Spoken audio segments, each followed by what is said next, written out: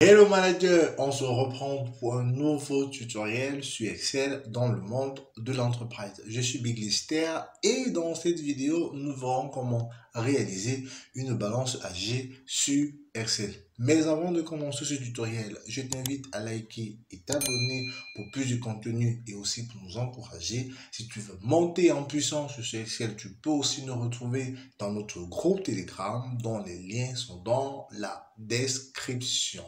Pour réaliser une balance AG, on a besoin, comme toujours, des données, notamment des données liées aux créances. Elles peuvent être soit des créances fournisseurs ou des créances clients. Mais pour notre tutoriel, nous allons réaliser une balance AG des créances, notamment des sommes d'argent que les clients nous doivent et qu'ils ont promis nous rembourser à une date. Cette date qui est dite date d'échéance.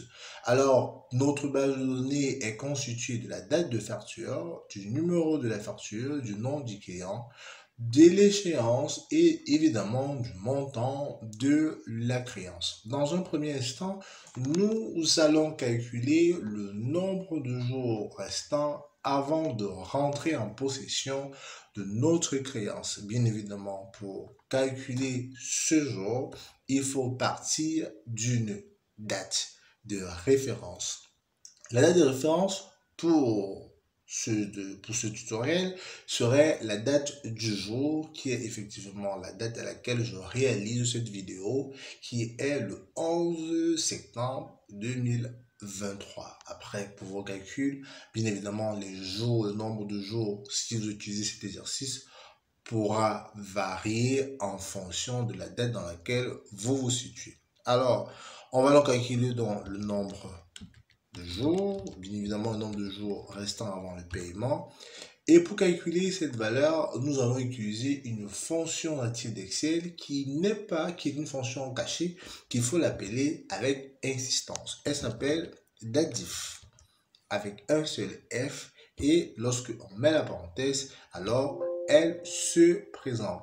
Pour la date diff, le premier argument, c'est la date de départ. Ma date de départ serait tout simplement aujourd'hui. J'utilise la fonction aujourd'hui qui va me permettre d'appeler ou du moins de mettre en exergue la date du jour. Puis, le deuxième argument, c'est la date d'arrivée qui est ma date d'échéance.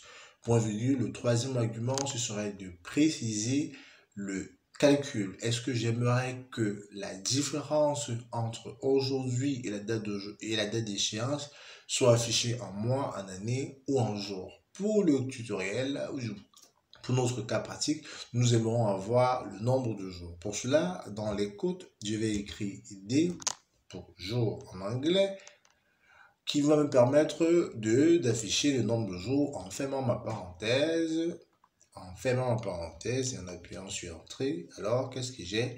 J'ai effectivement le nombre de jours. Si on formatait tout ça et qu'on mettait tout simplement les valeurs à gauche, ce serait plus mignon. Une fois que le nombre de jours est fait, on va utiliser les tableaux croisés dynamiques pour la suite de l'opération. Pour cela, je fais un clic droit sur mon tableau. Je me dirige tout simplement dans Insertion. À ma gauche, tableau croisé dynamique. À partir d'un tableau ou d'une plage, je vais, pourquoi pas, choisir une feuille existante et je vais rester dans ma feuille en sélectionnant la cellule J7. OK. J'ai donc ici mon tableau croisé dynamique qui est vierge. Alors, premièrement, je vais lâcher mon nombre de jours dans les lignes. J'ai donc l'ensemble des jours ici sans doublon. Il est donc question de créer une balance chargée qui va me permettre de voir mes créances par série de 30 jours. C'est-à-dire la première série sera inférieure à 30 jours. La deuxième série ira de 30 à 60 ou à 59, puis de 60 à 90, puis la dernière série va être supérieure à 90.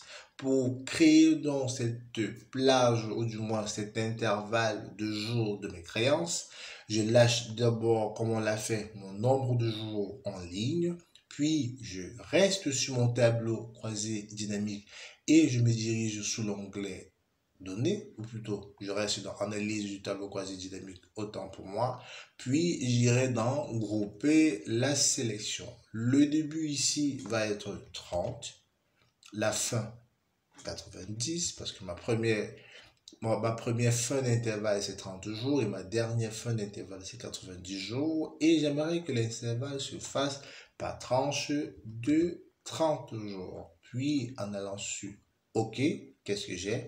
J'ai effectivement inférieur à 30, entre 30 et 59, entre 60 et 90, et effectivement 90 jours. Pour cela, je peux donc pouvoir voir la valeur de mes différentes créances, lâcher tout simplement mes montants juste là à valeur.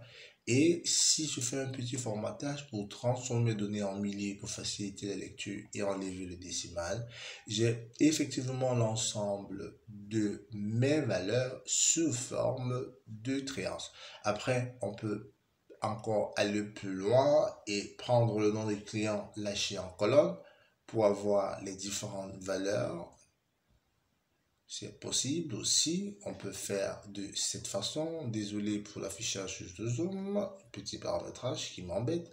Voilà, voici donc comment est-ce qu'on peut réaliser une balance à gérer rapidement et faciliter la lecture de mes créances sur Excel. Ceci est encore très important pour réaliser ou du moins pour calculer mes besoins en fonds de roulement ou pour établir un budget de trésorerie en bonne et due forme en tenant compte des encaissements futurs potentiels. Merci d'avoir suivi ce tutoriel et on se reprend pour une autre vidéo. À très bientôt. Manager. Bye bye.